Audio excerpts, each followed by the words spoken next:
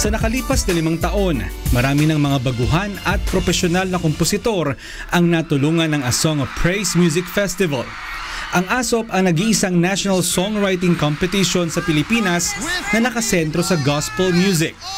At sa pagtatapos ng Season 5 ng ASOP Music Festival mamayang gabi, tiyak na magiging kaabang-abang naman sa mga kompositor at sa mga manonood ang ASOP Year 6. Dahil mas palalawakin pa ang saklaw na nag-iisang gospel music television program sa Pilipinas at dadalhin na rin ito maging sa ibang bansa.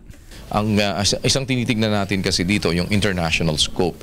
We will be bringing this in different countries. Ang A Song of Praise Music Festival, which will be held, yung ang tinitignan natin ay magkaroon tayo ng mga episodes outside of the Philippines. Kaya naman, mas maraming music genre na ang matutunghayan.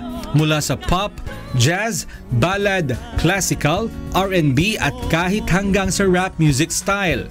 Kung dati ay karaniwang Tagalog at Ingles ang mga komposisyon, ngayon ay tumatanggap na rin ng mga song entry na iba ang lengguwahe tulad ng Bisaya, Ilocano, Chavacano, gayon din ang Espanyol, Portuguese at iba pa.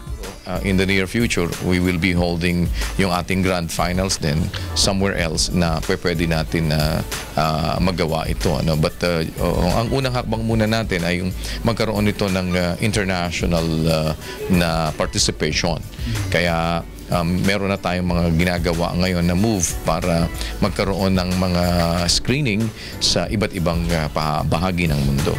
Ang A Song of Praise Music Festival ay pinasimulan sa UNTV ni Kuya Daniel Razon sa pagpatnubay ni Brother Eli Soriano.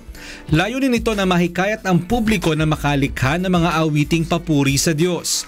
Ito ay bukas sa lahat ng gustong lumahok, baguhan man o profesional na kompositor at kahit iba man ang kultura o relihiyon.